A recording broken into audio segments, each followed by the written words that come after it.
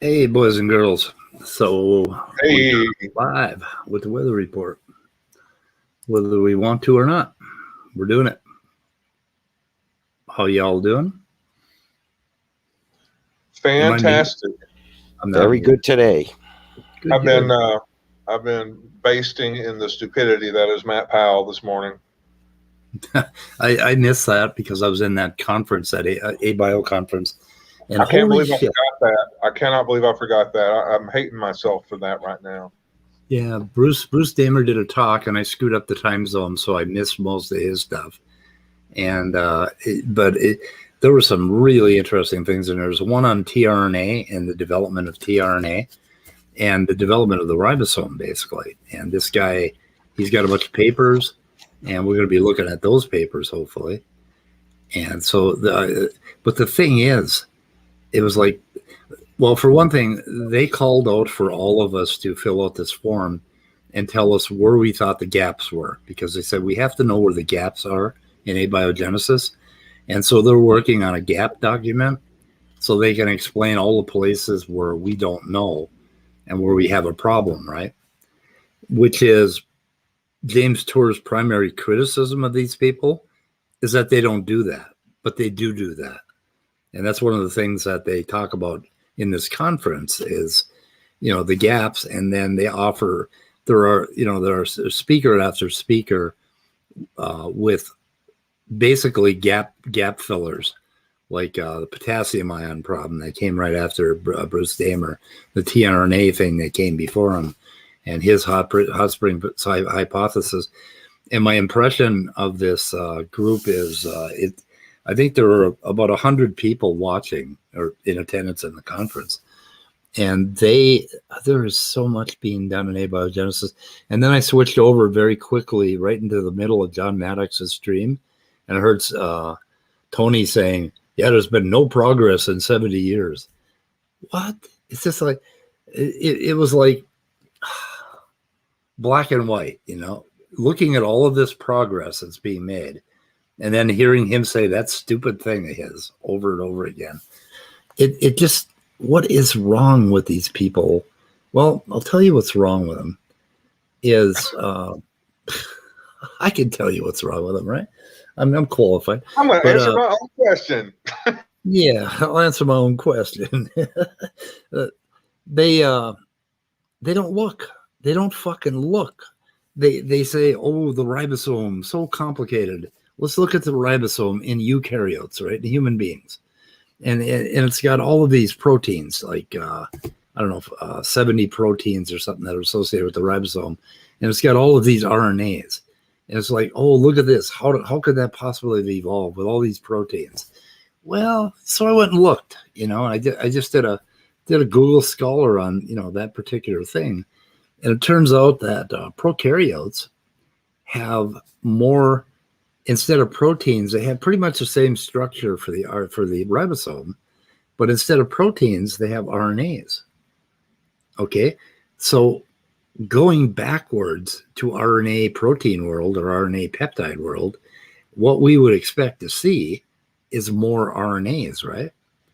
And then when you get over, into modern times, current life forms, eukaryotes, you're going to see more proteins replacing those RNAs. But when they replace the RNAs of the proteins, it ends up having the same structure, which is interesting. So why did God do that? I mean, if the machine does exactly the same fucking thing, why does he use more RNAs in bacteria than he uses in eukaryotes? And further, if you look into the mitochondria, which has its own ribosomes and its own tRNAs inside the mitochondria, it looks more like the bacteria, right? It's nothing very different than the eukaryote. So this is exactly what evolutionists would expect to see is this replacement of RNAs with proteins, and this is exactly matches my stochastic neutral theory of biochemical pathways being sort of tested out over and over again and modifying, through time, through neutral mutation, basically. But anyway, maybe I'm biased. I don't know, but I'm not. Why not go look at the fucking literature and read some of these papers and do more than just cherry pick a quote out of the abstract that said, this is a big problem for, they all say that. They say this is a big problem. Like the lady on potassium ions, she said, potassium ions are a big problem for abiogenesis. Here's my solution. Here's what I think. Here's where I think they came from.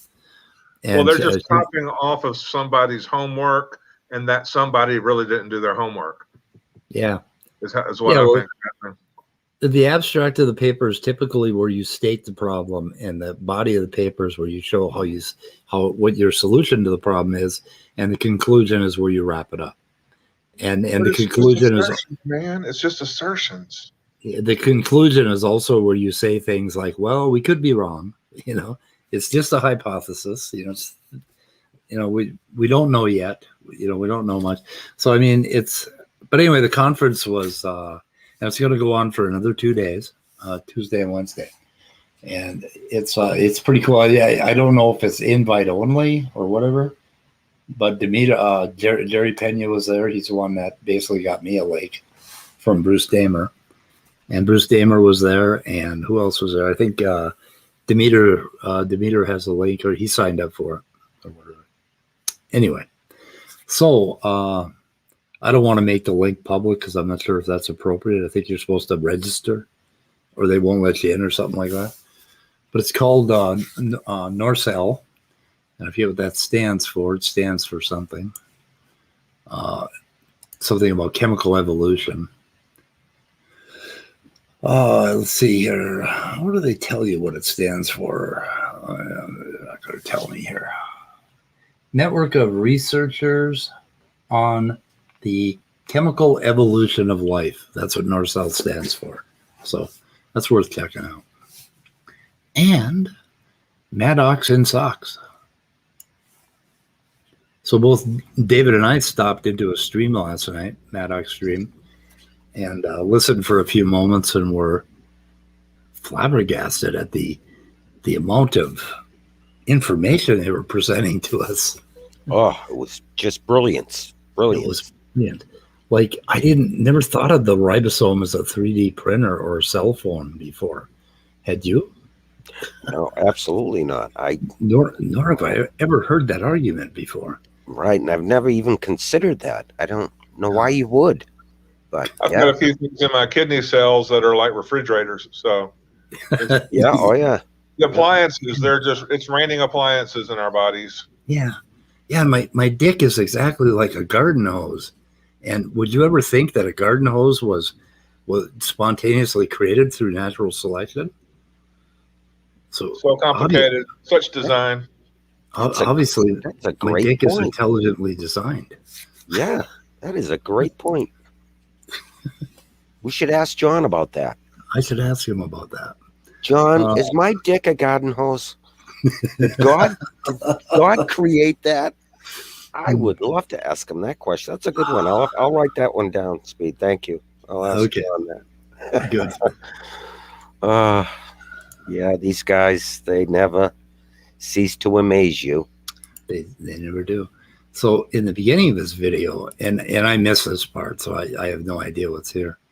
What's happening? Oh, in the beginning of this video, Christopher made an interesting point real quick.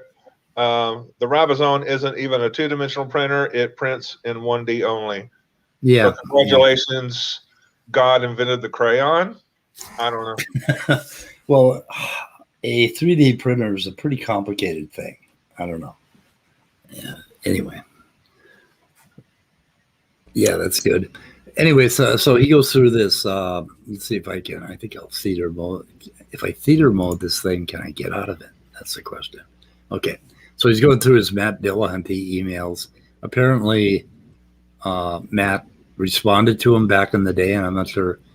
Is there a date on this? Yeah, March 28th. So this must have been around the time. No, this is recent. Okay, he's talking to him recently. Interesting.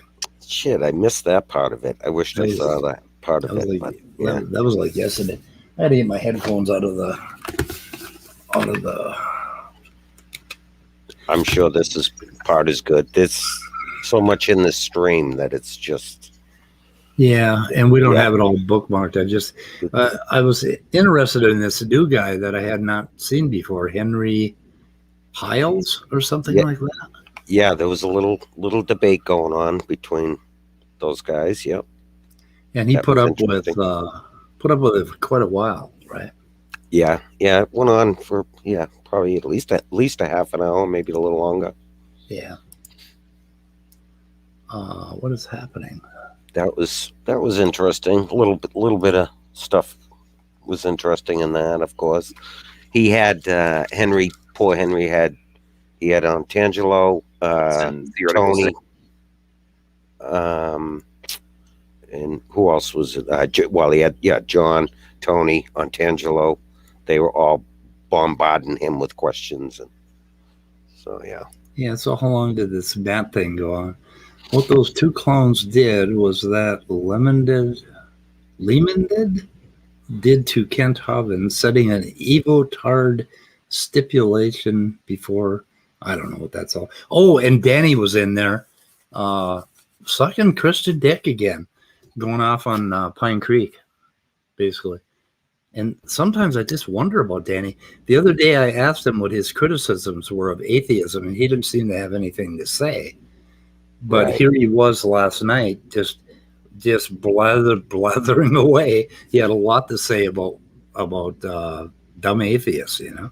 I figured there would be some juicy stuff in there too. I wanted to go through that part of the stream, but it was so long that you really couldn't. So maybe we'll save some of this for later. Oh, and there's plenty in there, that's for sure. Yeah, there's a lot in here. So you had some timestamps, and I just had one timestamp actually that I wanted to do. And let's see, mini player default view, and that was I think where I woke up and did my comment. Did you hear yourself mention? Well, obviously they were saying stuff about you when you were in there. I heard him say speed of pudding. Then I shut the sound off right after that. Oh, okay. Oh, yeah. They did say, they said, he who shouldn't be mentioned. And, I didn't actually timestamp that one, honestly. Yeah, the little pricks won't even give me a shout out, I mean, I actually link his videos in my description. Maybe I shouldn't do that anymore. Maybe we should call him he who shouldn't be mentioned. I don't know. Yeah. Okay, wow. You ready? Yep. And then the next one was just the one about tour and, not having as much background of abiogenesis. And regarding tour not publishing in abiogenesis, he could, but he has more integrity. He has more integrity. Oh my God. Sal, can you tell us how unstable the RNA world is, Sal? There's a reason we have to keep it at minus 100, 12 degrees Fahrenheit? That's bullshit. It's going to start to degrade very quickly. I mean, far less than geological time. But the thing about tour, he can do what these abiogenesis guys do. They concoct some purified experiment that just cheats all the way and then say this is how it can happen in a prebiotic soup. That is so. I wouldn't sully my reputation, and I couldn't live with myself if I did something like that. And I feel that's why Tour hasn't published. Okay, what the fuck? So they're like John has made claims that Tour has published in abiogenesis or biochemistry, and I went and did a search and I couldn't find anything that he published on anything other than his little nanocar machines, right? And the field that he works in. So I basically said that he's an amateur. He doesn't know anything about abio or whatever. And now Sal is saying, oh, the reason he doesn't publish is because it's so dishonest to publish abio research. Why is that dishonest? I don't know. Sal is just too enamored. I think he's just got that limerence going on where he just can't get enough thinking about Dr. Tour. So what he says is a little too biased by love. Yeah. Yeah, they worship him, right? I don't know if I'm too far ahead of where. Why waste time on it? Okay. Ready? Should I move forward? Yep. Well, before you do Why that, waste time on it if you're a graphene chemist? You're being invited by the United States Congress to actually advance technology. Yeah, that's exactly my fucking point. He's a graphene chemist, a synthetic organic chemist. He does not do research in molecular biology or abiogenesis. Right. Did you notice what Jerry just said in the side chat? No. Damer just showed an experiment in the field from Yellowstone and other volcanic locations, which is mentioned and outlined in all sorts of papers. That it's not just lab work; it's pulling together the right kinds of organic compounds to eventually produce life from nature.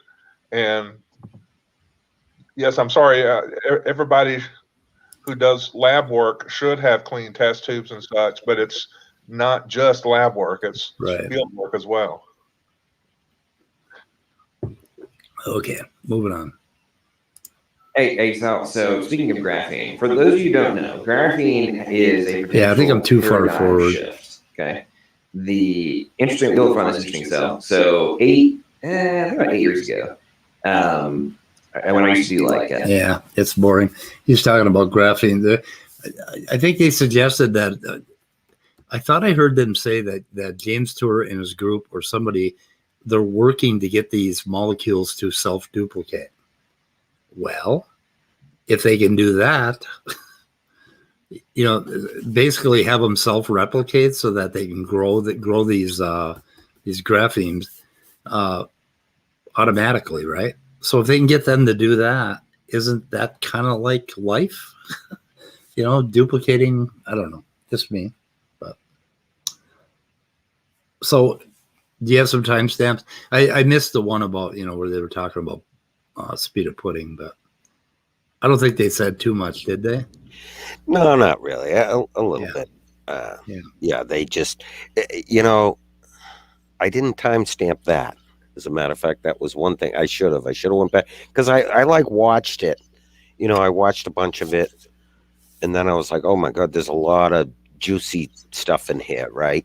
So then I was like, oh, maybe I should, timestamp some of this for speed and and go through it. So then I went back and I actually went through it double speed, found some different things because I listened to a bunch of it. I listened to the entire argument. If you see in the stream, Randolph comes in and has probably a good half an hour, 40-minute, mini debate with Robin. Have you ever heard of that guy? Yeah. He goes by Robin. He's a Darth Dawkins lookalike, he's a clone of Doc Dawkins. He's the exact argument. So, I mean, if you debate him or if you have any discussion with him, he is basically a soft version. He's a soft version of Darth, right? A better Darth. Yeah, it's if you listen to it, I mean, I'm talking identical to Darth. Yeah. Only he's just not an absolute prick about it. And actually, if I have a bunch of stuff in here, a few timestamps and some of the things that refers to that were just unbelievable. Like some of the things he said, and Randolph. I mean, Randolph he's probably one of the nicest guys you can ever have a conversation with, right? Right. he's an honest man. He's, you know, he just never insults anybody, or, you know, he's just a all in all nice guy. And then you get him talking to, you know, some of these other guys that are just, well, John, of course, who's arrogant and who's a dickhead. I can really point that out in here too. He was being a dickhead to Randolph. Really? Oh yeah, Randolph was just nothing but respectful. You know how he is. He's just completely respectful to John. And if you watch, I could give you some timestamps, but you know, at the very end of the debate, like Randolph comes in, he has a long debate, you know, probably 40 minutes at least with that Robin. And then right at the very end of that debate, John starts in on him. And John, all of a sudden, he was kind of like triggered, and he was being a total dickhead to Randolph, who had been, you know, just, he's, you know how Randolph is. So John's a complete dickhead to him. And then after probably 2 or 3 minutes of John just berating him and just being an ass, Randolph compliments John, talked about their debate that they just had on Modern Day Debates. It was, you know, the self-awareness, like John's just an absolute dickhead to him. And then Randolph turns around and compliments him and says, oh, I thought they were, you know, Modern Day Debate. All they talked about the people in the chat on how people were being an asshole, saying really bad stuff about John. So, and Randolph says, oh, you know, I didn't agree with that. I thought people were saying some really nasty things, and I wanted to say something about that. So that's what kind of a guy Randolph is, a nice guy, and he says that about John. And then, you know, so what kind of nasty things were they saying about John? Because that would be in the chat in the Modern Day Debate. The Modern Day. When Randolph just debated him 2 days ago. Yeah. So he brought that up. So like I said, I mean, John was just he was triggered about the whole debate that they had just finished with Robin. And then at the very end, John started really being nasty to Randolph, because Randolph was leaving. You know, he was getting ready to leave. So John wanted to really dig his teeth into him before he left, of course, because we all know how John is. And John, if you happen to listen to this stream at some point, I think you're an absolute dickhead. And if you have any self-awareness whatsoever, go back and watch your video. Watch that part of it and see what a dickhead you are. And then wait 2 minutes and watch Randolph compliment you before he leaves. Take a good look at that, John. I'm guessing that John Maddox is the kind of guy that watches himself being a dick to other people, and he thinks it's porn. Yeah, you know, I wouldn't doubt that, because he just can't help himself. Yeah, and it showed right there in this stream right here. It's, you know, I mean, Randolph is just a nice guy. You know, like I just popped in and trying to find timestamps, and Henry Kyle, he's talking to him, and he says, you know, bro, you know, when he calls somebody bro or dude or whatever, I don't know, in the way he does it, it sort of rubs me wrong. You know, I mean, I think I would leave the bar or get out of the car at that point. Somebody does the bro dude shit. It's like, fuck you. You don't want to have a conversation. Yeah, he's so condescending. You want to talk about sports? You know, maybe that's what they want to talk about. So anyway, so I think there's one part here. I have no idea. So you're one of the extreme outliers who thinks that it's actually plausible from a realistic perspective, not just some out there hypothetical that's like, well, I guess in a perfect universe this could happen, but I don't actually think it's realistic. That you think that YouTube could create itself? I would say it's highly, highly unlikely. Where I would say probably no. Dude, I honestly, I seriously, bro. Wow, that was a good laugh. Was that him? What was that? Yeah, that was John, right? You would highly unlikely. where I would say probably no. What the? Whoa. Dude, But I how honestly, can I know? hey, seriously, bro, if you will, I will Venmo you $100 if on video you will go to your. That's another kind of bro thing to do. I will Venmo you some money, you know? It's like, what the fuck, you know? God. What, are you taking like a microbiology class right now? No, that's next semester. Okay. I will Venmo you $100 if you will on video go in front of your class and state that you think it is entirely plausible that YouTube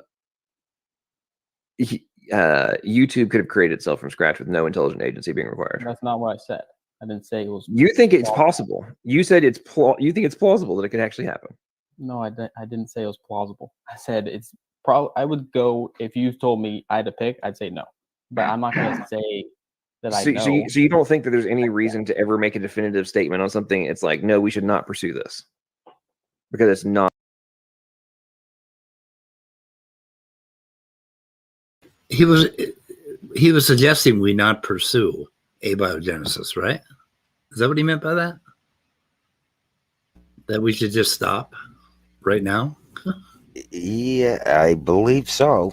Yeah, and then Cell kind of doubles down later and says that James Tour wouldn't embarrass himself by publishing an abio, as if James Tour actually could publish an abio, because he didn't have the background for it.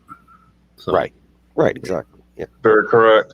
And also, once again, we're producing compounds, related to life from field work and from the lab. So how are they saying nothing's happened in 70 years? Yeah. Yep. Anyway, so you have some timestamps, David. Hey, can you hear me? Hey, we can. Hey, we can. Yes, sir. How you doing? Well, hang on.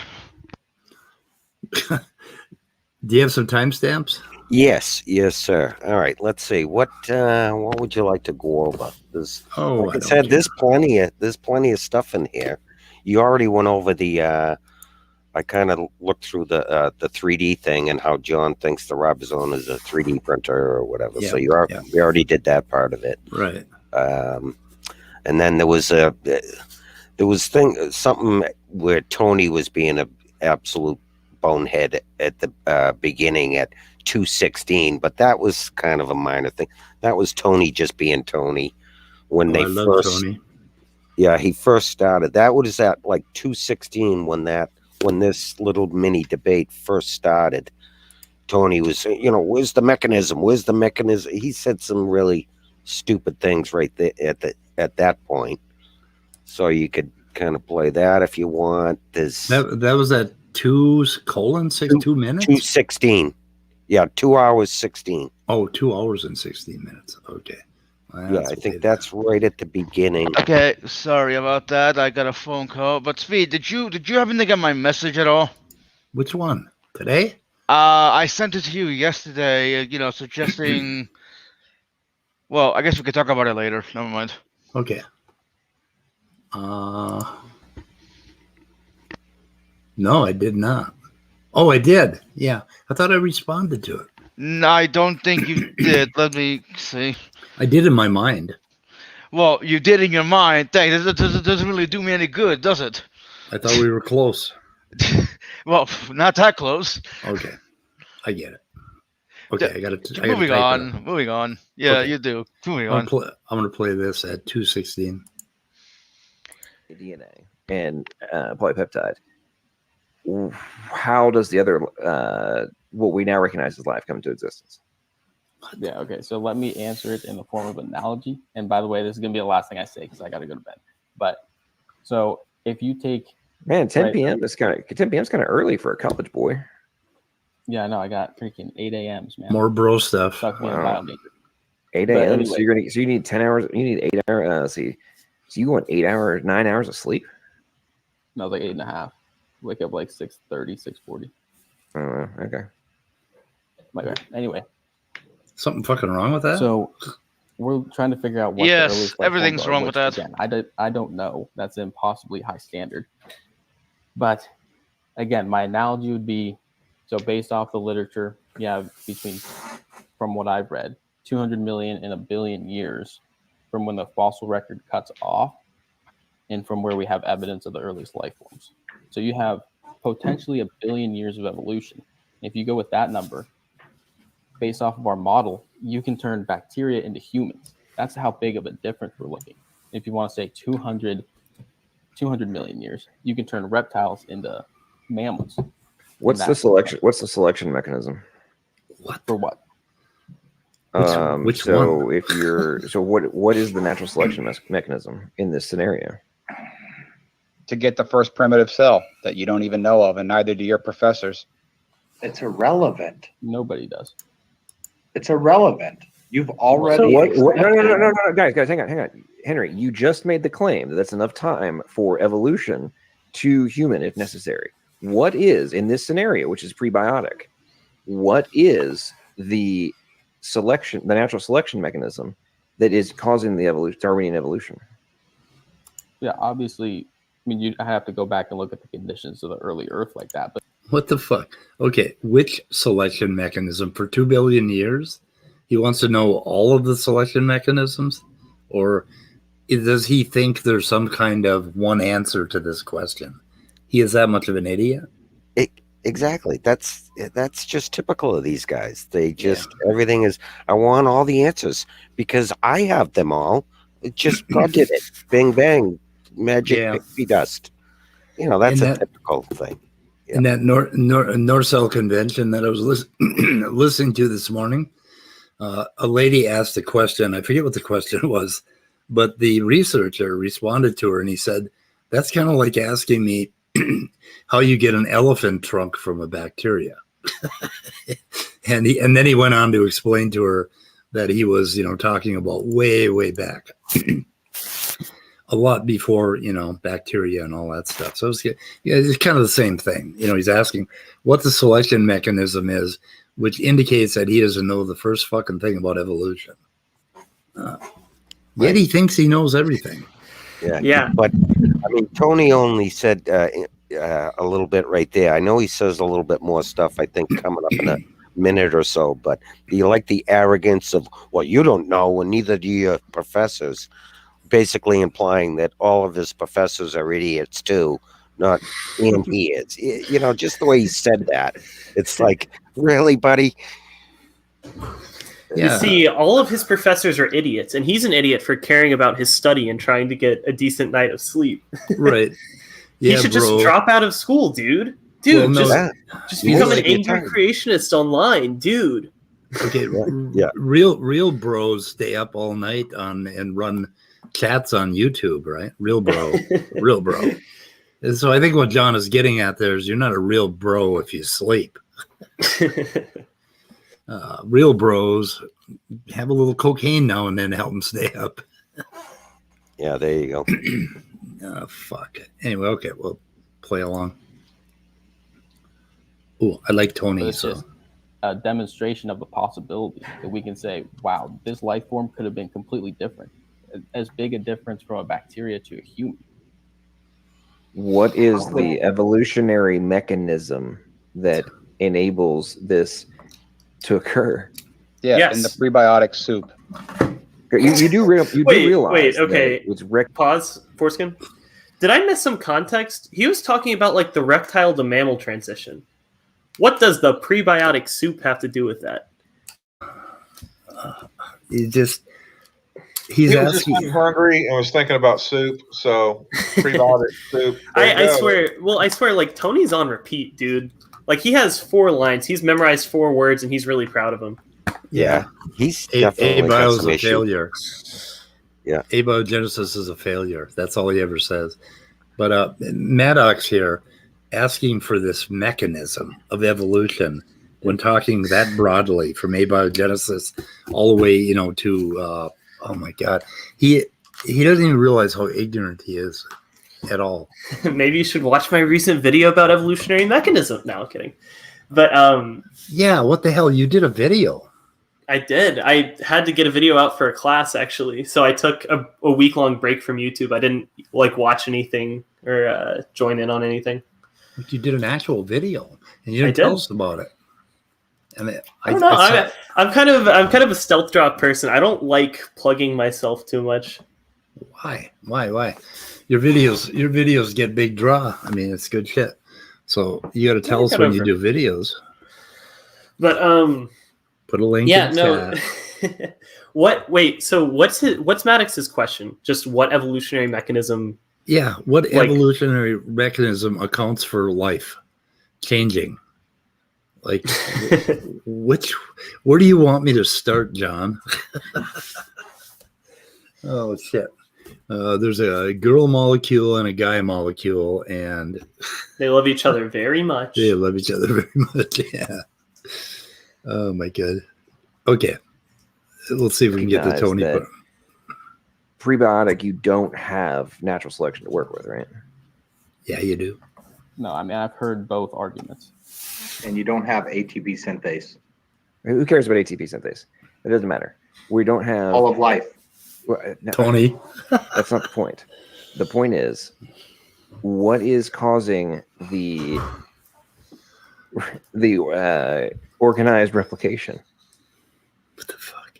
What? Yeah, we don't know. I mean, you can hypothesize about it and say perhaps because their main information system isn't DNA, perhaps there's different ways you can get that variation. I still didn't get, what do you want to say with that the creator is not necessary? Oh my god, Otangela, I forgot he was there. Fuck. What? So what? Let me what recover. Was, I guess a bit more context. Was the Henry dude trying to actively argue against like theism or anything, or was he just saying that, you know, here's what like the science says about evolutionary bio?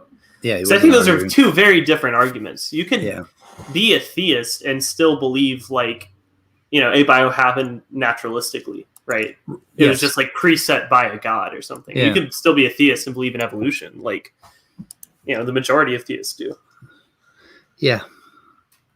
So yeah, John is just doing his usual John thing or whatever. Mm-hmm. So anyway, so does Tony pipe up again or David? I believe he does that. Like, I think I should have narrowed it down a little more. I know that was right when he said something stupid, and I think he does say a couple more. You know, I know when you review these things, they take a while, and you got to try to really narrow it down to their stupidity. Otherwise, it takes forever to go through the things when you keep stopping it. But I believe this ends. I think no, I think Untangelo goes on for a few minutes. There's like a little back and forth right in here, goes on for a few minutes. I know Untangelo pipes in, and you know him, he can go on for quite a bit. So yeah, he's in the chat right now going on. Yeah, and Tony says some more stuff in here because he ends up leaving like shortly, like probably within 5 minutes or something like that. Yeah, he does a hit and run. He didn't really have a lot of lines memorized. So well, I think this is like, no, I mean, well, yes, that too, but no, Tony was in there for a while, but he I think this is right at the very end, if I remember correctly, as far as what's his name, Henry is leaving like shortly after this. Yeah, Henry leaves. Henry, right? I think he leaves at 2:28. So okay, so 10 minutes roughly. Yeah, so there's a little bit of back and forth. I know Tony does say some more stuff, but you'd have to run it a little bit longer. But I think, like you said, Untangelo goes on a little bit here too. So yeah, we'll fast forward through Untangelo. Yeah. Yeah, I don't think that that's what the evidence suggests. Right. So you have high hopes for some natural mechanism. So let me make sure I understand you correctly. You think that 3D printers and copiers, error correction mechanisms, data sets, code bases, and logistics factories can create logistics hubs can create themselves. No. Did he say logistics factories? Then what was the natural? I think so. What were the natural mechanisms? We don't know. Okay, but you're sure it was natural environment. They manufacture logistics? I guess so. I was thinking about like going into that field. Now I'm all, apparently I don't need to. They got whole factories for that. Well, can you buy that on Amazon? Logistics? You could become a logistics engineer. Maybe. I should go look, man. I'm gonna buy a pack of logistics because I need some. Make sure you get the spearmint flavored. Those are just awesome. Yeah. Yeah, you heard Spearmint Tony, right? He was jumping in right Yeah. there. That was a little bit of it too. So yeah. Okay. So we'll roll. Correct. So, I'm not saying it's sure. I'm saying okay, it's so probable. so you don't think that a 3D printer could create itself? Is that correct? I think you could program one probably, to create Who would itself. program it? No. You have to have a 3D printer that creates itself with no intelligent agent. Okay, so Guys, then I'm going to sleep as well. Bye bye, guys. Thanks, John, for having me. always, as always, I'll have a good night. Oh, what do you think, Otangelo's Ryan, not a about bro. Otangelo's not a bro. He has to sleep. Actually, it's probably early as hell for Otangelo, like 5 or 6 a.m. wherever he is. Yeah. So he also didn't sleep. He's just in a different time zone. Yeah. I mean, no, I'm talking about the function of the ribosome. Oh, I think this is where he Like, gets. what does the ribosome do? What does it? This, Ribosome yeah, is this making is it where. Sorry, Making first No. in. Okay. Yeah, this is this is the part. I think did you see this part? This is the 3D part too. Yeah, this So is where I the popped. big.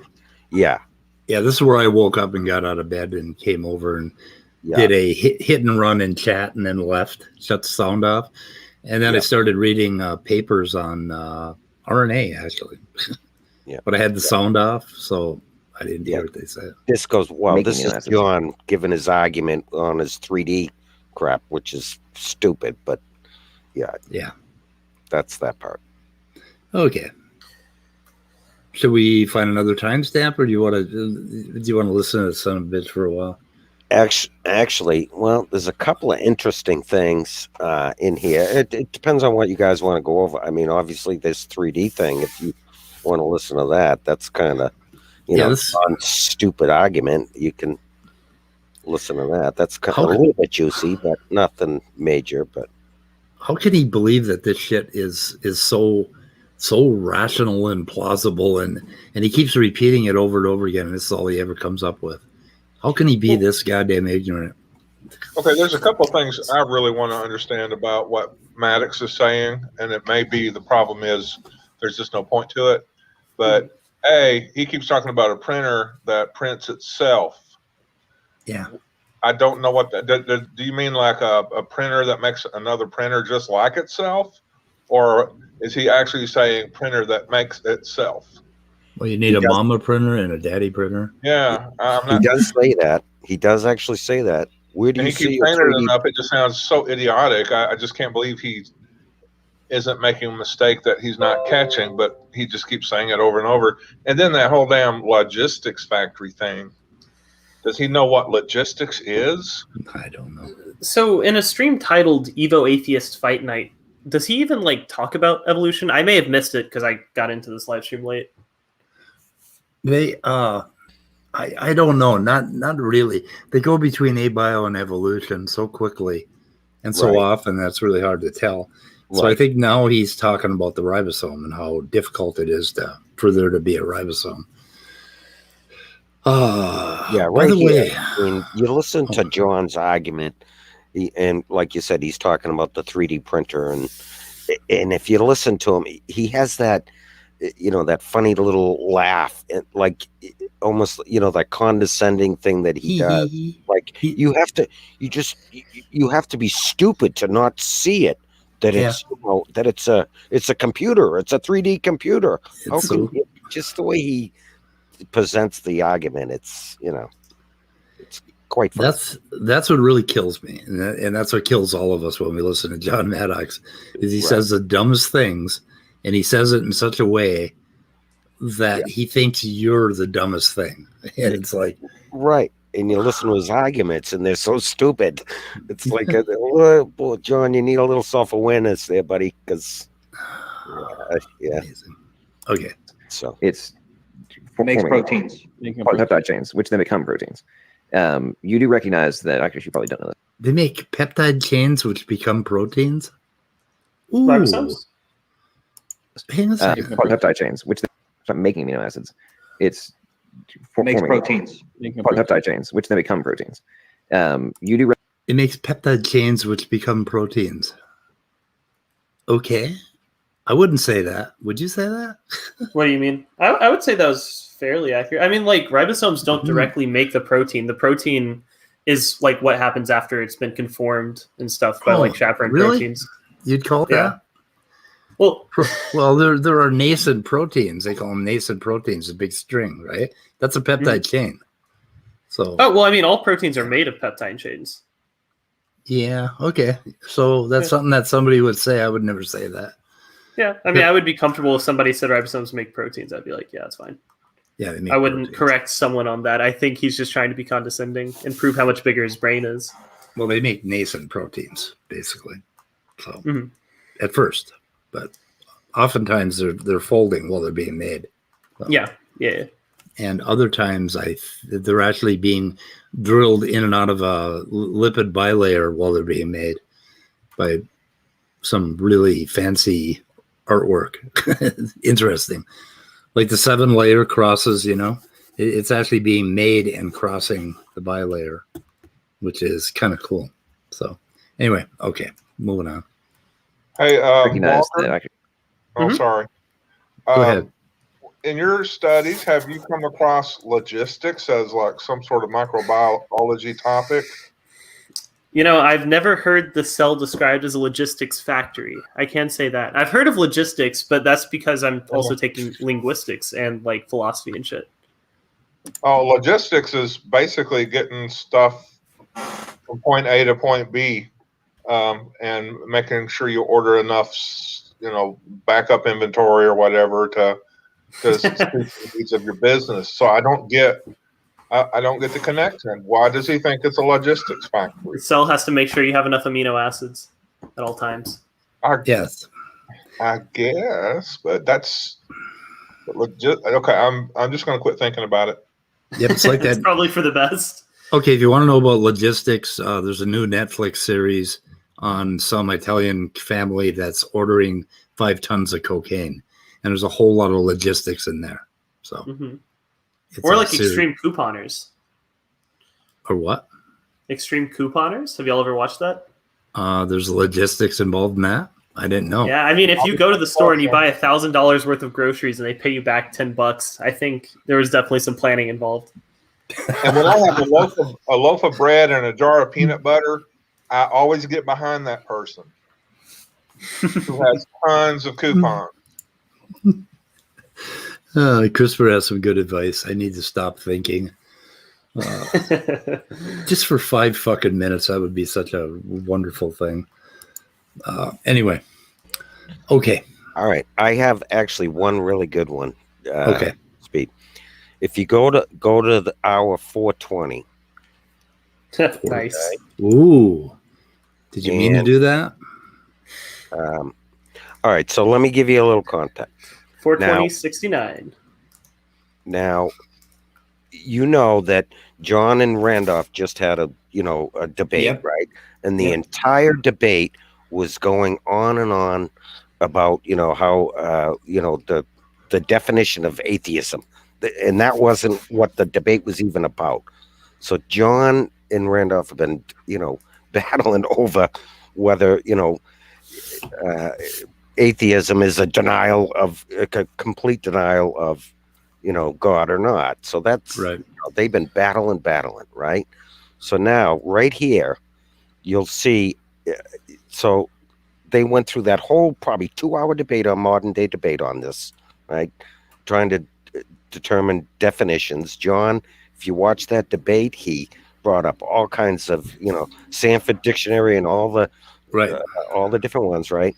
So then they did a bunch of arguing in this stream here about it too, right? It was almost a continuation of it. So now if you look, so you'll have to play it, right? But when he's going to bring up this little thing in here, I want you guys to read this. He'll show it, and you guys tell me how you interpret what he's showing, and then we'll talk about it after that. Yeah, there was a part in the debate, and I didn't watch too much of the debate, just a little bit, but he says, why don't you just use a perfectly good word like agnosticism? And that was his point, that you should call yourself agnostic instead of calling yourself an atheist who just doesn't believe or whatever. And that's kind of what the whole debate was. But exactly. Let's see what he says here. Is to do something about this often manipulative and/or extreme theists who want to denormalize the absence of belief in deities, and we're a community of oppressors, which are called atheism vilification community. Okay, so that's one thing. But the purpose is to educate people on the actual definition, the correct definition. Okay, so apparently the correct definition is absence of belief. That's for theism, and absence does not say lack of, does not say rejection of, denial. It's only absence. But more, just as importantly, in terms of expressed intention, is for onus of justification. And stated intent, since the atheism classification is not justified by claims for or against theistic or anti-theistic positions, the burden of proof is not applicable in regards to this. Although it's certainly possible to have reasons for choosing atheism, such justification is optional, but not necessary. So, I don't know if you guys want to weigh in on that, but to me that seems to be like a rather clearly implied. Okay. All right. So read that, right? You guys see that. Well, how do you interpret what that definition or that what he's showing right there? Right. It's saying that there's no burden of proof, right? Right. And this is from Randolph's blog, isn't it? Or is it? I'm not sure. I think it is. It could be. Okay. Yeah, and that's kind of what they're trying to clarify, and they're having trouble with people like Steve McRae who want to be pedantic about it, right? The derivation or the etymology of atheism. But they're simply saying that I do not believe in your God. I do not believe in Santa Claus. I do not believe in unicorns. I just don't believe in them. And I don't think that I have the burden of proof on my side, right? If you believe in them and you want to have a conversation with me, then I'm afraid you're going to have to convince me that Santa Claus exists. Okay, so there you go. Now, if you in this stream, okay, so now we can kind of go back a little bit. Now, Randolph has a long debate with that guy Robin, and that's the whole. It's before this, okay. So this John goes into this, right? Okay. So if you listen to that whole debate, obviously it's 45 minutes long, but the whole, and I assume you guys are fairly familiar with Darth's argument, right? Yep. The way he does it, right?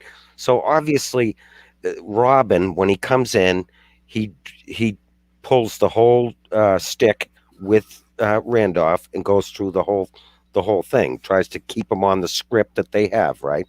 So the whole point of that, or a huge part of that, is he tries to get Randolph to admit that, you know, he's calling himself an atheist and he's denying God. So that's a big part of that argument that they pigeonhole you into, right? So that's what he's trying to do. So Robin spends a lot of time trying to do that with Randolph. Randolph completely refuses and says, no, that's not my position, on and on and on. Okay. So then, when he needs to get, Robin needs to get his opponent to admit or to deny God, right? That's a big part of it. Once he does that, then he can turn around and ask his next part of the script and say, oh, well, you're denying God. How did you come to that determination, right? How did you determine that? So it's just a pigeonhole in order to get him to that position. And of course, they went on and on and on, and Randolph just refused and said, no, no, no. I mean, you'd have to listen to it. It's 40 minutes long, and there's some really good parts in that too, you know, in that back and forth with that, you know, that goes on. But another thing I wanted to point out too in this, right, is that guy Robin, like I said, he's a softer Darth Dawkins, right? So he comes in, right, and he's drilling Randolph on the, you know, and he's trying to switch the burden of proof, right? So he goes on, and then he finally gets to the point, well, you're not understanding this. You just don't understand. It's very simple, right? He specifically says this. It's very simple. I've talked to many people and, you know, saying that his argument is very simple, right? So I actually have the timestamp of him saying this, right?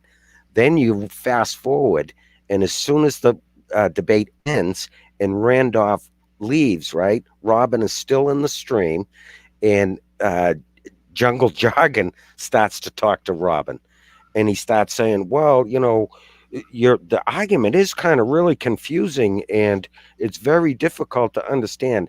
And what does Robin say? Yes, it is. It is very difficult. It is hard to understand. He contradicts himself. Right. But Robin, if you ever listen to this stream, your worldview is incoherent, you're contradictory, and you make no sense. So yeah, I mean, yeah, go ahead. Sorry. I posted a link to Jefferson Spatchcock's video, which I think he did yesterday or the day before, where he's talking about Darth Dawkins and his argument. And Jefferson comes up with some interesting and brilliant arguments against the whole Darth position, which I thought. So I put a link in public chat here. Should check that out. Anyway, okay. So what part you want me to foreskin to? So, well, I don't know. Like I said, that what I just explained. My point right there is just, you know, this Robin guy is, you know, he's a soft Dawkins. He's, you know, he's pretty easy to talk to, and he's not a dick. But what really bothered me was, you know, obviously the guy's dishonest. You have to be dishonest to present that type of argument, right? I mean, he just is. Yeah. So, yeah. And I mean, you can pinpoint it right there in just a matter of a couple of sentences when he sits there and, you know, he tries to switch the burden of proof, you know, and then all of a sudden here he is talking to an atheist, right? And he says, oh, it's very simple.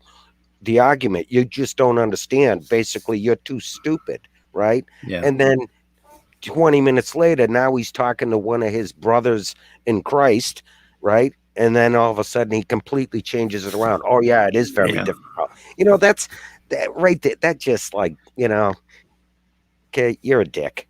Yeah. You know. So anyway, I was gonna point that out.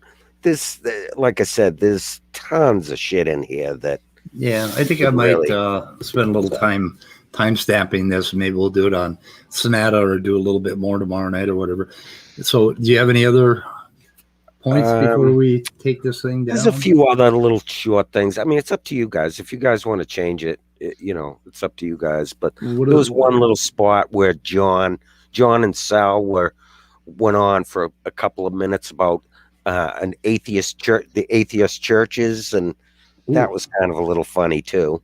Do you have a timestamp for that? Yep, that would be at 2:56. It should be hour 2:56. Yeah, we'll do that. I really don't spend any time talking about atheist churches or atheist community groups or anything like that. Well, when I think. Oh, you mean you don't go to the atheist church? No, man. Am I going to go to atheist hell? I think so. Yeah. And be consumed by flames that don't exist. Okay. Here's the pastor of the atheist church right here. This is Loki, and he famously the shapeshifter trickster god. He famously this morning stepped on my keyboard and stood on it until I was in that Norcell conference, and I yelled at him, and then he kicked my coffee over, completely immersing my iPhone, my mouse, and my big pad of paper, my newsprint pad that I draw on. And then I yelled at him, and since then he's been trying to make up to me all day because it was a disaster. I had to throw the mouse away. It was just filled with creamy coffee, you know. It just espresso level coffee.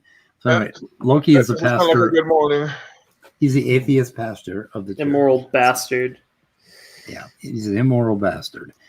Hence Loki. Hi, Loki. What's up? Okay, so I'm here. Should I play it? Yep, go ahead.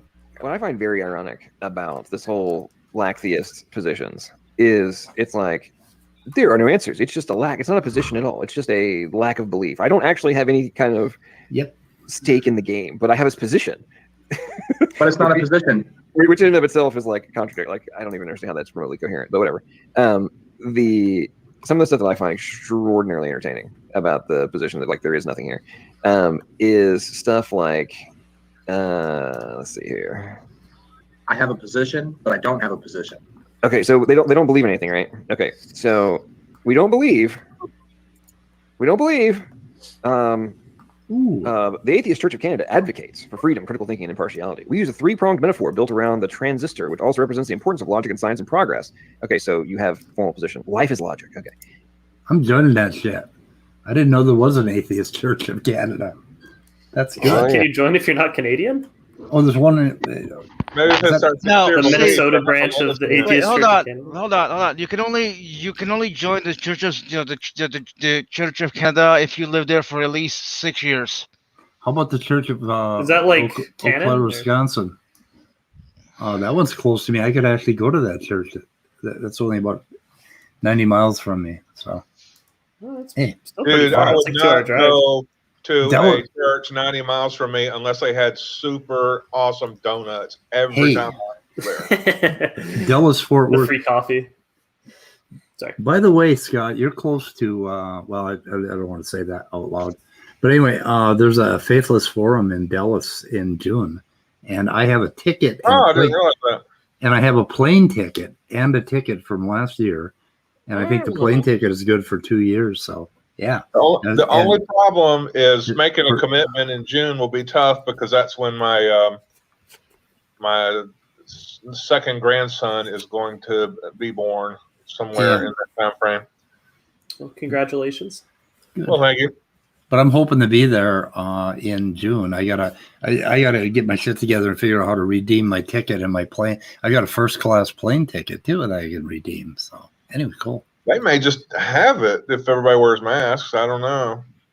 Or Yeah, did I think already- they're. Yeah, they decided to have it. I think we figured we're going to be vaxxed up enough, Shit. except Wait, for the Republicans. Well, there there's won't an be any atheist church apparently like 2 miles from me. Really? Yeah, I could potentially go to one just to see what's up. You guys That never would- heard him talk about? You know who used to talk about it a lot was Joel. Never heard him mention it? No. Oh yeah, he's mentioned it. Atheist churches. Oh, well, you must have heard him many times say that atheism is a religion, right? Yeah. He Yeah. used to say that all the time, Joel. And he's brought up the conversation about atheist churches because he's had major fights with people because he says atheism is a religion, and of course that triggers atheists, and then there's been some battles. I think even the people in the atheist churches wouldn't call it a religion. They would just call it a congregation of people, like almost like a club more than anything. Yeah, they're just like Yeah. hanging Exactly. out, Yeah. getting to know each other, and singing some songs every once in a while, maybe. Exactly. And that's exactly, I think, what they are, as a matter of fact. If you look into it, I've never really looked into it, but I think That you're shows you how absolutely right, important Scott. atheist churches are among people who are actually practicing atheists. I gotta look this shit up, man. There might be one locally I can go to. I didn't know we had churches. Damn. Yeah, I know. I don't have, when they say is evolution a religion or abiogenesis or atheism, I don't have a problem with saying it's a religion. I don't care. I mean, it's kind of a funny religion, but I don't know. I mean, I wouldn't consider like evolution a religion.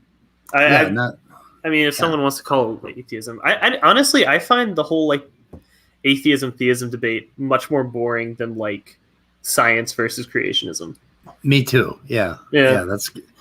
Because at some point there's a kind of religious belief that I can accept as good enough as long as it doesn't bleed into your reasoning mind, Yeah.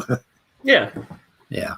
Well, it's it's like you have Wendy's with the bun and the 100% beef and some lettuce and stuff, and then you have the vegan burgers that don't have meat. Well, it's like saying you're not eating a burger because it doesn't have meat. Okay, so we get together, we call it a church, but so atheist is a religion? I don't know. I feel like they're called atheist churches to like. We just have I was just thinking about, I guess. I think they're probably called atheist churches to poke fun at like Christians, if anything. Yeah. Yeah, it works. I guess they talk about it a lot, even though I don't know any other like non-religious person who actually goes to one. Yeah, I wonder if they have barbecued baby in these atheist churches. Satanic like pentagrams or whatever. I know they were talked about a lot when they were first forming, but I just don't hear it as a thing much anymore. So if Christians want to keep griping about it, they're like griping about something that's kind of passé. Yeah. Hey, you know what? Has anybody heard of any type of court cases? Now, I could have sworn Joel, this is going way back. He's, like I said, he's had many arguments about this. And he's gone on about atheist churches. And I thought he claimed that there was court cases. There's an atheist church tried to get tax exempt. Oh, right? yeah. In the United States, right? And they're probably going to end up winning that one, I think. Right. Okay. I thought it already went through. Like that already happened and they won, I believe. They did win. And I believe that there was a case there and they won. Now, actually, in this stream, that is talked about with Randolph, and the same exact thing happened in Canada, and Canada's Supreme Court denied it. So it's the exact opposite. Wow. Yeah. They denied it. Yeah, it's talked about. That is actually talked about in this stream, too. Randolph mentions that. Okay. Let's roll this for a little bit, okay? You have, let's see, where's the other one? There's one that's pretty funny. Okay, the values exposed by the Houston Oasis Atheist Church. By the way, Atheist Church, like the whole concept is hilarious if you don't actually believe anything. People are more important than beliefs. Only human hands can solve human problems. That's a belief. Reality is known through reason, not revelation. That's a belief. Meaning comes from making a difference. Oh wait, that's a position. Labels are unimportant. That's also a position. Everyone should be accepted wherever they are as long as they're accepting in turn. Okay, that's a position. I mean, it's like faith statements. Exactly my point. I agree completely. I'm like, so atheism is not about taking a position and not about a belief. It's just a lack of belief. But then you're defining your position. It's good one. I couldn't articulate it as well as you. I don't even know what to say, man. Okay. Oh, wait, here. There's a good one.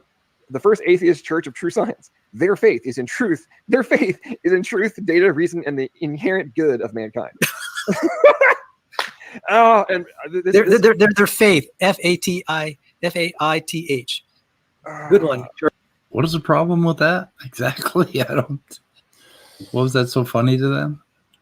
Yeah, maybe. You got us. We believe in things and we take positions on things. Because we use the faith word? Yeah, we use the faith. Yeah, I don't know who the hell wrote that, but that was. But it also could have been them jabbing at like the atheist church saying they have faith in like the inherent good of mankind or whatever, whereas in the Christian position is kind of the opposite. It's like man is corrupt. I mean, faith. Or at least that's where my mind went. Faith is a pretty broad word. I have faith that my cat is not going to bite me. I have faith in the floor. I have a lot of faith. I have faith in the sun. I mean, fucking thing comes up every day. Have you noticed that? Every day. I mean, 25,650 days. The sun is in a really abstract sun cult. Yeah. So I have faith in that. I don't know, but let's go on. Did somebody talk? Or I think Sal and John were competing for. Okay. Okay. They find that adhering to a religious philosophy based on truth and real evidence is exhilarating and opens avenues for understanding, cooperation, inquiry, and love that are often blocked by religious views based on artificial and false claims. Okay, so it's just a lack of belief in God. I don't actually have a position. I don't reject God. I just lack a belief. There is nothing. It has no answers. There are no answers in atheism. Is there a little fallacy here that all atheists are the same as this church? Yeah, that's what I was about to say. Okay, so this church has active positions. What'd you say? I said, are they persecuting atheists because they're laughing at them? They are. If we were laughing at them, they would go read all the verses about how because they're so godly, they're being persecuted. Yeah. So maybe they're persecuting the atheists now. Persecution status for us. Yeah.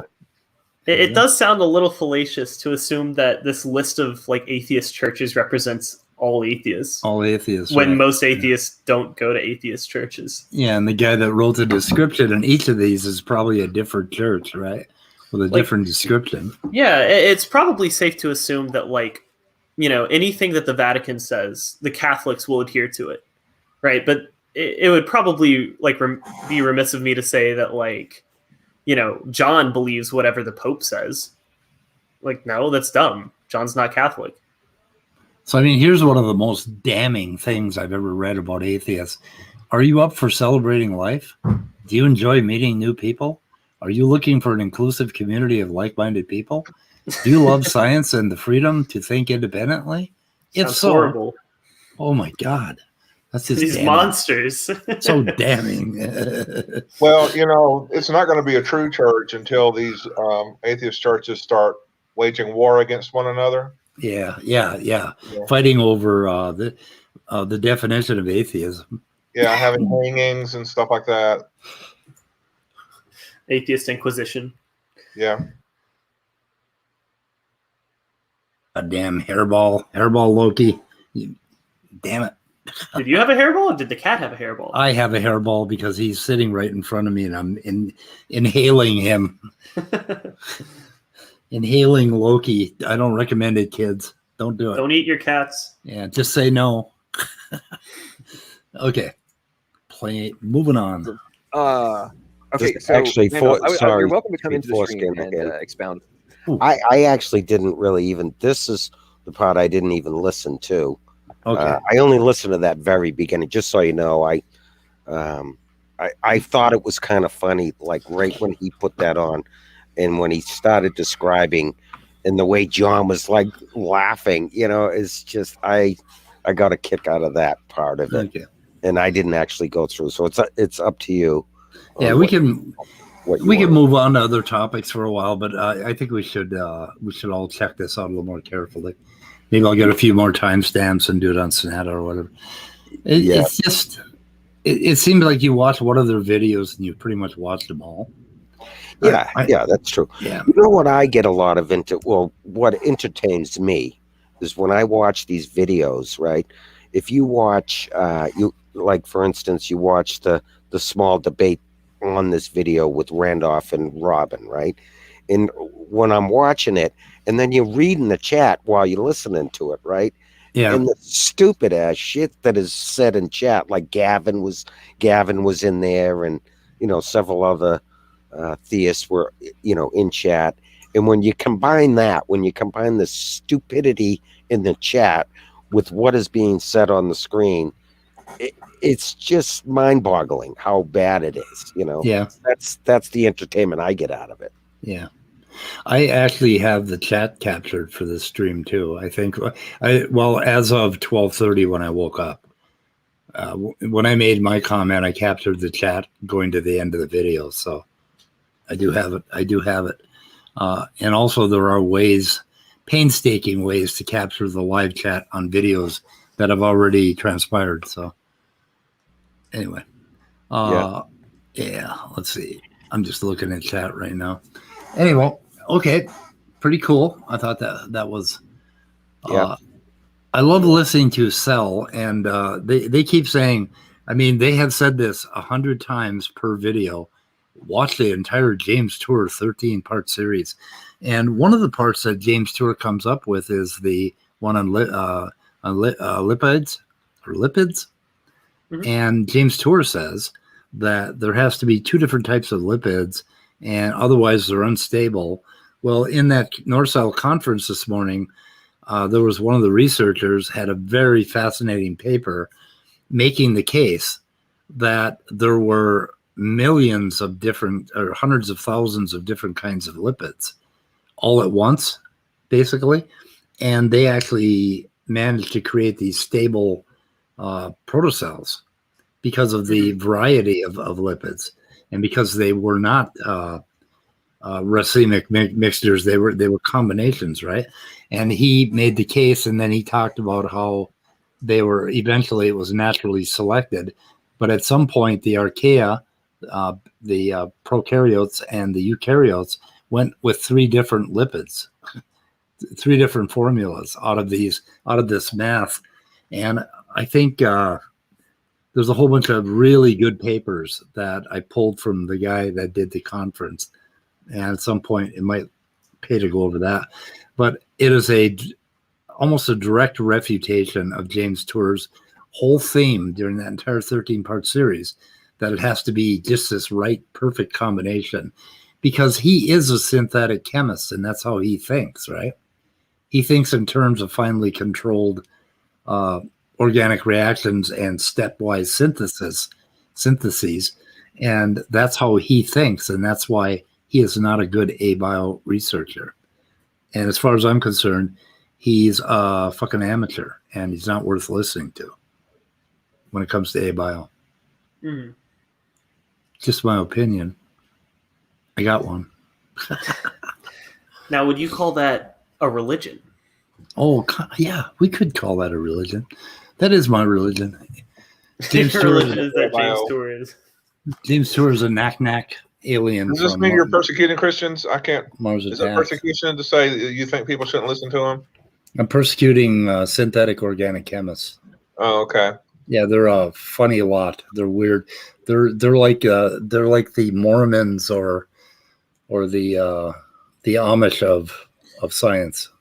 Mm-hmm. Kind of, yeah. Synthetic chemists or the Amish. pretty close, yeah. Yeah. Yep. Yeah. Atheist megachurch arrives in San Diego. Ooh. I'm running the video in the background, just watching some of the shit they're putting up. Yeah, so they go on about that for quite a while. Poison or cure? Religion versus atheism. Anyway, guys, what else up? I'm excited about that conference. It's going to start up again at 3 a.m. I think I'm going to try to wake up at 3 a.m. What conference is this? It's called Norcell. It is. Let me see if I can get a link to the Norcell. Where are they? website. Well, they're all doing it virtually, right? They use UTC time zone, so I think they're out in like Stockholm or something like that. And they are doing a virtual conference. Let me see if I can find. Is it like at? Well, oh, okay, never mind. If it's a virtual conference, I'll give you a link to the conference. Is it like an ABIO conference? Yeah, it's really good. God, they had a lot of good speakers. Bruce Damer was on there.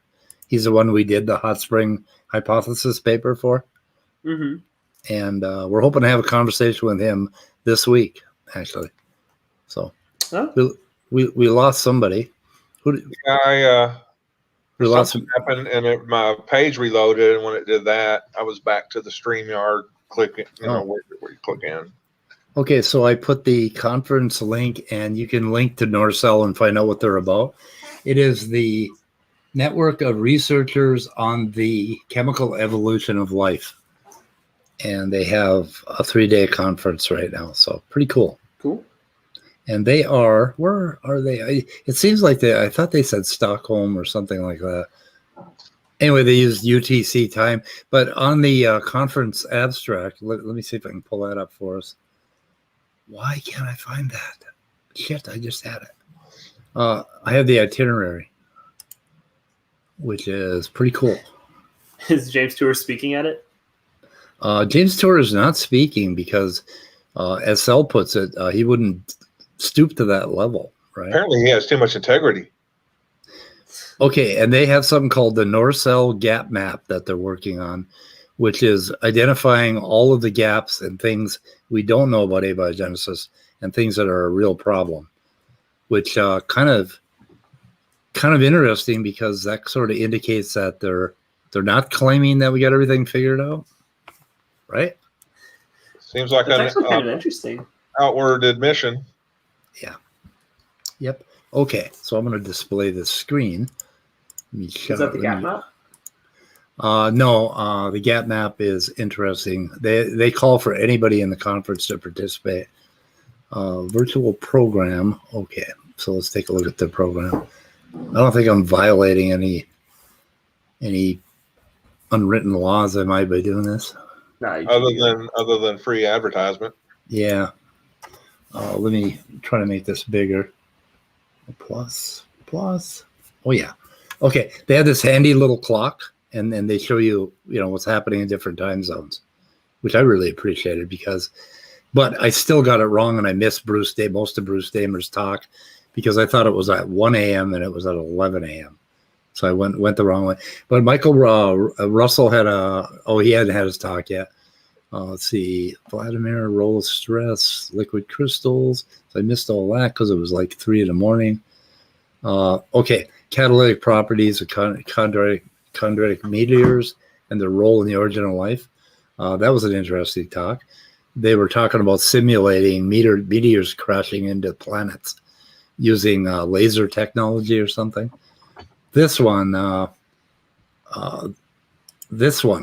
Doran Lancet, reproducing catalytic micelles as early nanoscopic protocells harboring dynamic liquid aptamers.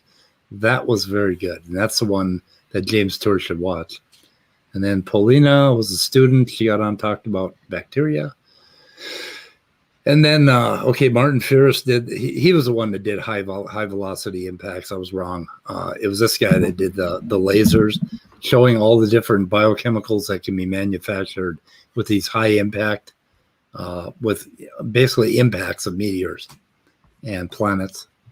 And then let's see, what do we have? Transfer RNA was a very good one, talking about tRNA. And then the hot spring hypothesis by Bruce Damer, that one came up.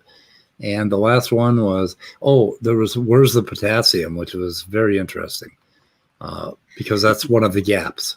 Why? Bananas? Yeah, it's in bananas, but how did you get a banana from bacteria?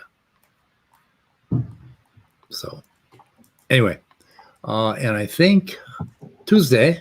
Okay, so tomorrow, reliable encoding of information on the genomes of living organisms, chemical evolutions in membranes, compositional identity and robustness of compartmentalized self-producing reproducing catalytic RNAs. How does that happen? I mean, without a 3D printer. So there's just a lot of really good stuff here. Well, you just put your 3D printer in a logic factory, and boom. Yep. I think you can still sign. Oh, wait a minute. I think they Logistics shut off. factory. They shut off signups this morning. Logistics. That's right. That's right. Thank you. I think they shut off signups at 8:00 this morning. Oh, so nobody else can sign up? I don't think so. I'm sorry, I guys. hope they post the videos online or something, though. They are going to post the videos somewhere, so Okay. they are working on They it. were available right now. Are hate they? waiting. Where? No, I said I wish they were. Oh, I hate me too. waiting for videos like Brainbug's doing a video on Wednesday, and I keep going, why do we have to wait for that? Yeah, It's just pisses me off. it does. Very irritating. Okay, so let's see. I think I'll shut my cam off for a minute. Oh my goodness. Oh, I took my headphones off, guys. I couldn't hear you. Oh no. Nestle asked for the link, so I'm sending it. So I had a talk with a professor of philosophy and logic this morning. He was a good friend of mine, and talked to him about scientists. No, talked to him about scientism a little bit, and he said scientism is not an unpopular position among philosophers today. And everybody kind of implied, scientism. It's like claiming, saying you're an axe murderer. I don't even know what it is. It's basically the idea that all things, the way I would state it, all things can best be understood through science. That would be my position on scientism. But he was surprised that I got so much pushback on it because it was more of a popular position. In fact, physicalists amount to something like 80% of philosophers these days. The other 20% are Danny. All 5 people in the philosophy community, 4 of them are physicalists, 1 of them is Danny. Yep. Let's see. Have I switched over? What's happening? What is going on? Say something, guys. Something. Oh, okay. Yeah, I just had to check my sound. Make sure I Check, switch check, over properly. Check. Okay, Loki. What the fuck? What do you want? Yes, where did you come from? I don't know. Well, I let him in the room. From my mother. With my father's help. Oh. There's a mommy I nestling and a appreciate daddy the nestling. clarification there. Mommy nestling and a daddy nestling got together. So I heard Neff make the comment. God, I hope this isn't a bad thing to bring up, but Neff made the comment that 2 African people can have a Caucasian child. Where the heck did I hear that? The claim itself is kind of broken, at least in my mind. Like, race isn't too much of a real thing. I don't. What does he mean by African? Well, what does he mean by Caucasian? I would stress it's socially real, but not biologically real. Yeah. But I'm saying, like, I mean, if you had 2 Bantu people and they had a kid, their kid would probably look Bantu. Yeah. I mean, well, Neff is claiming that he would look Irish. Well, but wait, so what is the context? I can't even like formulate. Wait. Okay, he was debating. It's not even wrong. He was debating Ron Garrett. Okay, so he said, and he was making the point that all diversity for the human race is in every genome. Oh, yeah, that's simply wrong. Yeah, that's the point. You can not have a polymorphism at the same nucleotide in the same genome by definition. Right. Yeah. Well, they don't. If you were polyploid, they don't get. Yeah. If humans were like 3 billion ploid, then we could theoretically have a copy of every single genome. Right. in the human population. Yeah, and according to the you could compress it down to just the number of variations that we can actually see, like not of course not 3 billion or but I get your point. Well, yeah. Anyway, and Neff made a bunch of other claims, made a bunch of geology claims, and I don't know, just all kinds of bullshit. Listening to Neff, I was able to tolerate about 2.5 minutes of it, and that was it in the debate. Make sure you listen without any glass nearby. Yeah. It's pretty bad. So where that was Standings? That happened on Standing and Poop's channel. Wait, so the debate topic was Noah's Ark real? I have no idea how that context even came up. Oh, maybe I'll have to watch it, but I also don't want to give him views. Look what I got! Oh, and look at this epic tome. I mean, it is so thin. Oh my god! Not only do you give him views, you give him money. Come on. Yeah, this is almost thinner than an iPhone. How much did you pay for it? I don't know, like $9 or something like that. Okay, all right, that's not too bad. And he gets about maybe 60 cents. Oh, but look at this. He's got a lot of genetics material in here. A lot of really good stuff about how genes work. You can see that.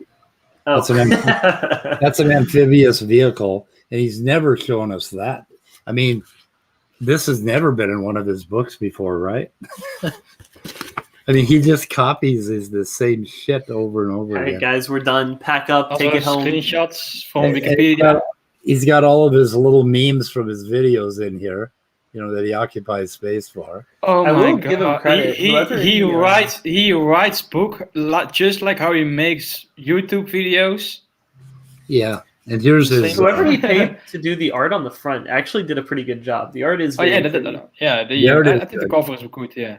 Yeah, they're definitely getting not him doing it though. I mean, they've come a long way. You got to admit, that's pretty cool. Oh my God, are those naked people? Not on my good Christian Minecraft server. I think the fig leaf is a little low on this. My eyes, my virgin Christian eyes. they could have made the fig leaf higher. Oh, and here's his picture on ABio. This is pretty good. I mean, that's a mountain.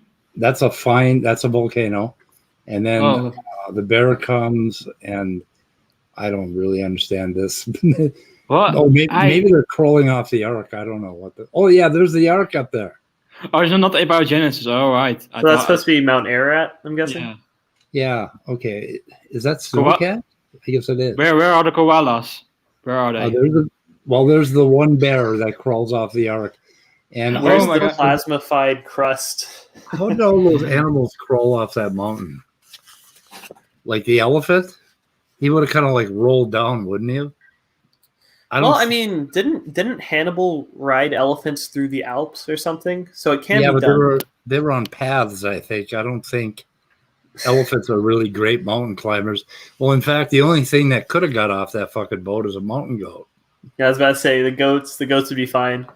Well, don't forget Hannibal took all those elephants up the Alps. Now here's another phylogenetic tree. Some more genetic analysis. You see the family resemblance in those steering wheels? Yeah. And that's the thing that ticks me off. But like he thinks that any way of classification will prove common descent. That's not the argument at all. Like you can classify things by topology, like either it's black or brown, or like something like that. A binary. But a nested hierarchy is something else, which points to common descent. It's like, I can't do it because everything's reversed. And of course, they don't know how to do cladistics either. So yeah, that's also a thing. Speaking of that, Walker, I need your help. What is up? What do you need me to do? I'm looking at intermediate filament proteins, and I could use, I guess, rather than do the hard work myself, maybe you can show me some things, because I want to do some phylogenetic trees, and I want to do some gene comparisons or protein comparisons and things like that. So anyway, by the way, I got. Wait, so are you just trying to make some gene trees or something? Well, I'm trying to investigate the genomes of intermediate filaments and the different classes. There's a whole bunch of different classes, and then there are a bunch of proteins that help them attach to cells. And I want to look at some of that stuff. So I want to do some blasting. I want to do some comparison. Yeah, stuff like that. And I could use. I'm pretty sure you're taking a class on this or a lab right now, right? So you're doing something? Well, I'm technically doing research in phylogenetics right now. Okay. But I'm not the most educated person, or not necessarily the most educated person, but like as far as the phylogenetic methodology goes, I'm not the best in my lab group. Yeah, can you talk about what you're researching or what you're doing? Yeah, well, yeah. So obviously, when you're doing a phylogenetic study, you have priors because that's just how Bayesian works. And your priors are, or as SFT would call them, assumptions. They're usually things that affect how you interpret your data, right? So they can affect the probability distributions of your different trees or your different divergence estimates or something like that based on, what you know about mutation rates or what you know about like fossils or something like that. And so right now I'm working with a Bayesian prior called the fossilized birth-death process. Which it's more or less a tree calibration prior. So you can use it to better calibrate your trees for when these two lineages diverged based on what fossils you find and where those fossils are. And it has a couple of parameters that are associated with it. And one of them is called the fossil recovery rate or something like that. And so what I'm doing right now is I'm designing a simulator to test the different biases that can affect the fossil recovery rate.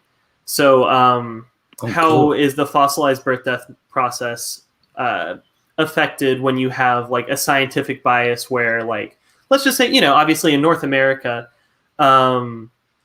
somebody is actually, CRISPR, I'm using RevBayes, but I'm about to have to switch over to a different R-derived program. What was I saying?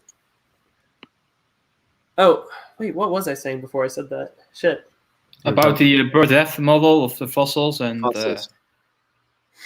Oh, well, yeah, I mean, it's a process that's used to calibrate trees. I'm trying to outline. I was talking about the different biases I'm exploring, right? Like, so it's used to calibrate the dating of the splitting events, right? Or yeah, that's its primary focus. It can also it depends on how you use it. I think it can also be used for affecting node probabilities and stuff, but I think it's mostly used for divergence estimates. Right. Normally we would or usually we would calibrate the minimal age with fossils, and then estimate the actual age with the molecular clock, right? But your approach is more I use a statistical description, and then I estimate the time divergences based on the fossils alone, right? Or you use also molecular clock. Also. Well, it also involves molecular clock estimates. So, yeah, that's true. You can use the minimum age of a fossil, but you also don't know exactly when that fossil was found. You know what I mean? Right. So, a fossil, you could say it was about 500,000 years old, plus or minus 50,000. And the fossilized birth-death process is trying to incorporate a bunch of different fossils and fossil data, and not just using one to calibrate a specific node, but it's trying to use that fossil data to calibrate the tree as a whole. I guess that would be the best way for me to explain it. But basically, I'm just making a simulator where I'm trying to explore the effective biases. So there's taphonomic biases. So what are the odds that if a lineage exists in the region, based on its environment, what are the odds it deposits a fossil? And then the other bias I'm looking at is scientific bias. So how does sampling of a region affect it's the fossilized birth-death process? So if I can make it in a specific example, for example, if you want to know or estimate when dinosaurs first appeared exactly, you would say if dinosaurs appeared around this time, then the observed data in the fossil record will be very likely, but with this time period it will be more likely. So that's from this simulation alone you can determine that the most probable age estimate is this time, right? Or am I? Yeah, that's definitely related. Yeah. So it would be if you're trying to find when did the dinosaurs first appear on the scene, and you found an ornithischian and a sauropod, and you don't know what all the different lineage splits are necessarily, you're running it through a birth-death process to simulate your tree. And those are calibration points of specific nodes, but the fossilized birth-death process is trying to use your ornithischian and your sauropod fossil to also calibrate when the theropods diverge, right? Just based on probability distributions. So I think that would be the best way to describe it. But I guess what I'm working with, I'm not trying to design anything that's inference based. It's not. I guess it's not technically making predictions or anything. I am personally making a prediction that having a bias in fossil recovery will affect how confident you are about specific nodes and specific divergence events. But it's more of a just testing the fossilized birth-death process under different model assumptions of how geology and the deep time has affected your lineage. Right. I've also seen a presentation some time ago about the how's it called again? The pushes of the past bias. I don't know if you're familiar with that. Yeah, that's really cool. Yeah. Yeah. So on the screen, go ahead, sorry. I didn't want to interrupt the train. So. Oh, you're good. Yeah, no, I think the survivorship biases, push of the past and pull of the present, I think are really interesting concepts. I might make a video about them at some point in the future. It's not quite related to what I'm studying, but I think it is just a very interesting concept. And I think it's super closely related to how creationists are always oh, well, all the major phyla appeared in the Cambrian explosion and stuff like that. And it's well, if you actually look at the biodiversity of the time, it wasn't exceptionally greater than what we have today. It's just that's when the major lineages, not even that's when the major lineages, that's when the lineages that we've decided are major lineages. Yeah, it's arbitrary to say phylum. Yeah. It's arbitrary. Yeah, you can easily say, well, I will say Bilateria is a phylum. So now the phylum Bilateria is Precambrian. So yeah. But what were you going to say, Speed? Oh, first of all, what is going to the SSE virtual meeting? What is that? Do you know what that is? I have not heard of it, no. CRISPR-Cas9 asked if you two are going. So Society for the Study of Evolution. I do remember my lab advisor said that he was going to some conference like sometime soon. But I don't know if this is the one he was specifically talking about, because I looked up this one. It says what you talking about, CRISPR?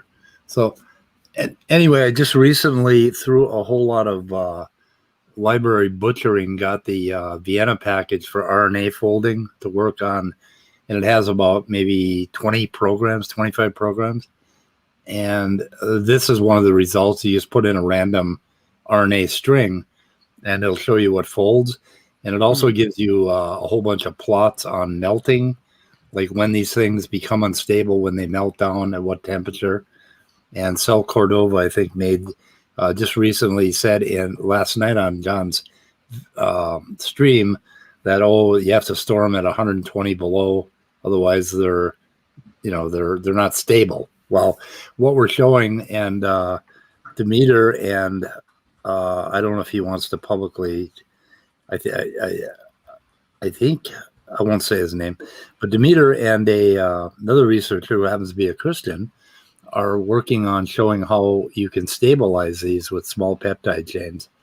And so I have a random generator, and I'm putting together tons of RNA strings from about 4 nucleotides to 10 or 12, and running them. I'm going to try to run them through this process, but I don't think we got the processing power to do it.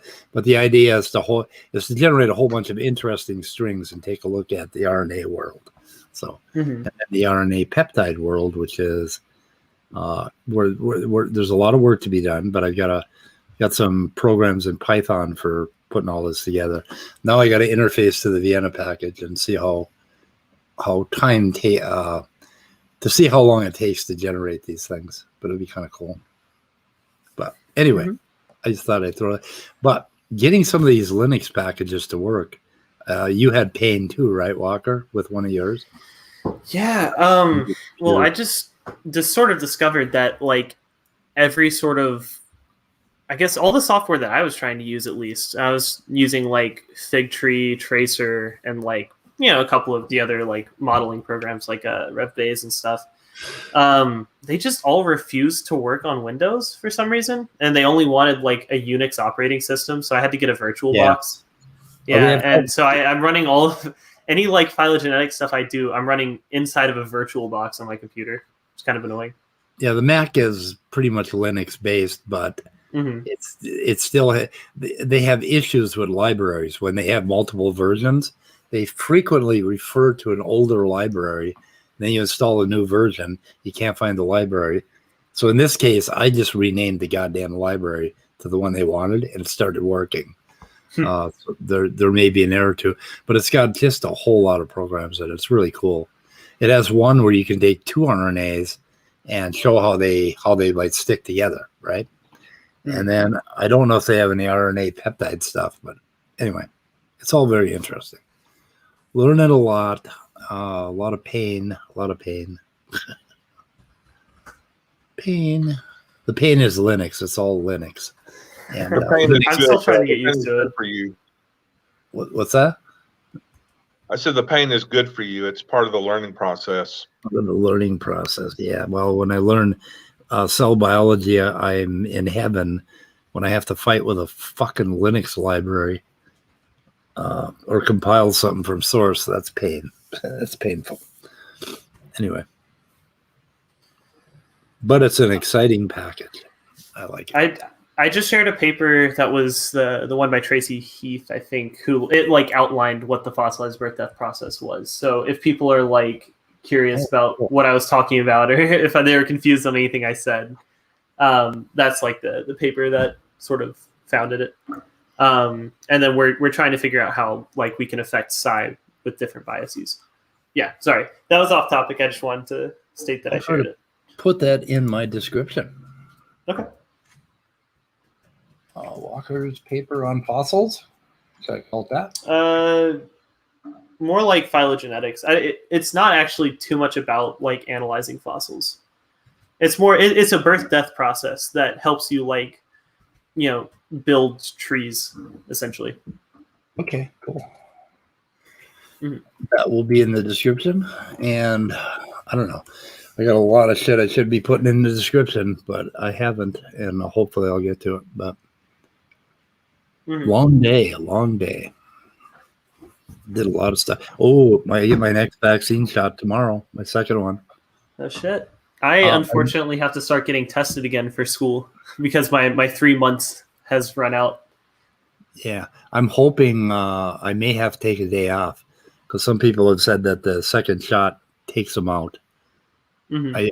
I may end up with flu-like symptoms on Wednesday, so may have to take a day off from the weather report. That would be fair. Yeah, I've heard about that happening as well.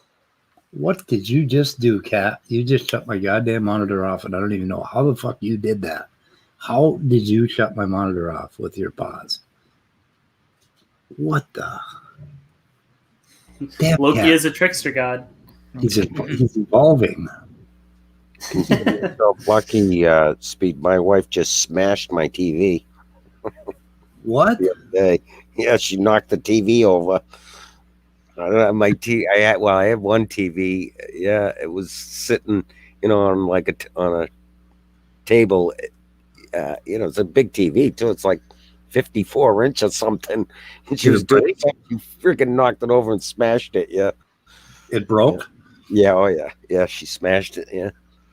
Damn. Yeah. Damn. Accidentally. Yeah. I had it hanging on the wall before, but then I put it on a table after, because I moved. I ended up moving, and and I had it. Had it on the table. And she just smashed it. So there's another one on its way. And I heard you mention that you have, big monitors, right? Like 54-inch monitors. So yeah, 55s on the back. Yeah, but, so it's basically one of those. She friggin' knocked it over and smashed it. So yesterday was my biannual day to vacuum my room. I do it every 6 months, whether I need to or not. And I have this big recliner in front of my 65-inch, and my feet go right up to the TV, right? So that I'm pretty goddamn close to it. But I tip the recliner up to vacuum underneath it. It's a double recliner, and fucking near knocked my 65-inch over. That would have been a disaster. But because it actually hit the TV. Yeah. But yeah, it was vacuuming day yesterday. It was amazing how much nicer the carpet looks when you vacuum it. Yeah. It's really hard for me to fathom. Me and my son live here by ourselves, and we're not very good. Like my friend came in, and for some reason he did our recycling for us, and he cleaned up our pile of Christmas tree needles. And this was like last week, which I just swept them all up in the middle of the floor, which we do every year, And then after, June, July, somebody will come along and look at that and say, "Oh God, these fuckers, we need to clean that up." Well, yep. And we were kind of pissed because we like to decorate the pile of Christmas tree needles, so we have Christmas tree all year long. But anyway, we're not very good housekeepers, is what I'm saying. Yeah. Nobody should ever come into this house. And you want to hear another funny thing is my wife smashed the TV, right? Accidentally, of course. And it took me 24 hours to realize it. And it was sitting right in front of me. I walked past it 100 times, and it took me a full 24 hours to realize it was smashed. Oh, you didn't turn it on? No, I don't watch it. I don't watch my TV at all, ever. Oh, I never. Well, that TV, I never watch it ever. And so did it shatter the screen or something? Or? Yeah, it broke the screen. Yeah, it's completely no good. I mean, it's all. Yeah. Damn. Yeah, she knocked it over good. Yeah, I guess she ordered another one already, so I think it's coming. A new one's coming. So. Yep. But That's I thought it 60 was kind of funny that I took me 24 hours to realize it. 65s are pretty cheap these days. Yeah, I don't know. I don't even know what she ordered. I think she ordered something. She probably only ordered like a 55. I think, cause I don't know. Yeah, I don't know what she ordered. No, to me, that's just a computer monitor. Yeah. 55.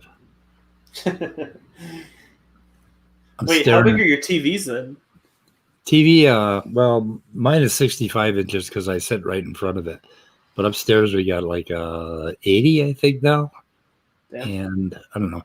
And then on my Windows machine, I got 3 40-inch monitors. But on the Mac, I got 2 55s, which I like a lot. That's why I'm always looking around if I'm on video. I got to look from one side of the room to the other to see from one side of my monitors to the other. So I have 2 monitors this semester, and it is a game changer. It's so nice. Oh, it is. But yep. they're not 40 inches. It's I have my regular laptop, and then I have it plugged in with an HDMI cord to like a 24-inch monitor. Yeah. Yeah, I think stretched out, this is about 6 or 8 feet across, something like that, from 255 side to side. I was gonna I can put a third one on this back, but I can't figure out where the fuck to put it. I was thinking about hanging it from the ceiling, so that was like overhead, so it was like a ceiling monitor. Loki would love that. It'd be like a swing for him. Yeah. Oh, yeah. Yeah, he'd be on top of it all the time. It would be going from side to side. And Yeah. Loki would be up there just licking his paws.